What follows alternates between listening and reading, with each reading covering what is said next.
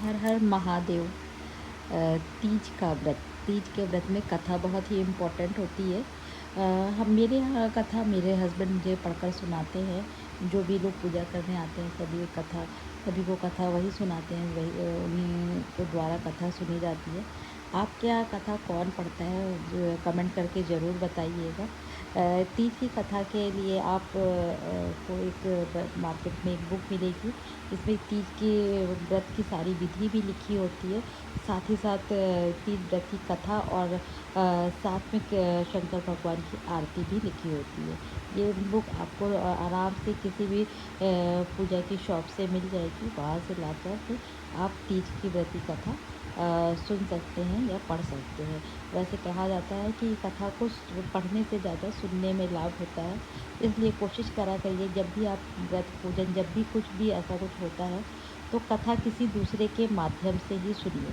अगर आप शादीशुदा स्त्री है यानी वैवाहिक स्त्री है, अगर आपके हस्बैंड आपको कथा पढ़कर सुनाते हैं तो बहुत ही अच्छा है। तीज के व्रत में रात्रि में जागरण का महत्व है और रात्रि में जागरण के लिए बस सब डांस गाना कीर्तन यही सब होता है। इसी तरह से रात्रि का टाइम काटा जाता है। तो हम सब ने भी यही किया, खूब सारा डांस गाना खूब सारा एंजॉय किया। पता नहीं निर्जला रहने के बाद भी कहाँ से इतनी मतलब कि शक्ति आ जाती है कि ऐसा लगता ही नहीं है कि आप का व्रत है। प्रॉपर तरीके से उसी तरीके से एंजॉय मस्ती कहते हैं ना, भगवान का कोई भी काम करिए शक्ति अपने आप ही आ जाती है। ये सच है, क्योंकि मैं तो इस व्रत में देखती हूँ। व्रत से पहले मेरे सर में इतना दर्द हो रहा था, मुझे तो लग ही नहीं रहा था कि मैं पूजा भी कर पाऊँगी।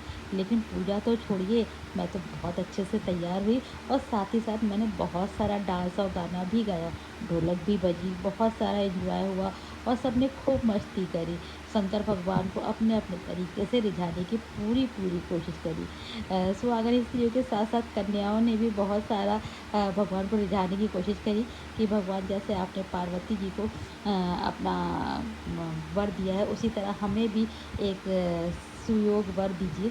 इसी कामना से कन्याओं ने भी बहुत सारा एंजॉय किया और पूरा पार्टिसिपेट किया इस पूजा में। आपके यहाँ कैसे रात्रि जागरण करते हैं? क्या आप लोग व्रत में पूरा टाइम जगते हैं या नहीं? कमेंट करके ज़रूर बताइएगा। और आपके यहाँ कथा कौन सुनाता है ये भी ज़रूर बताइएगा। क्या आप कथा खुद पढ़ते हैं या कोई और सुनाता है?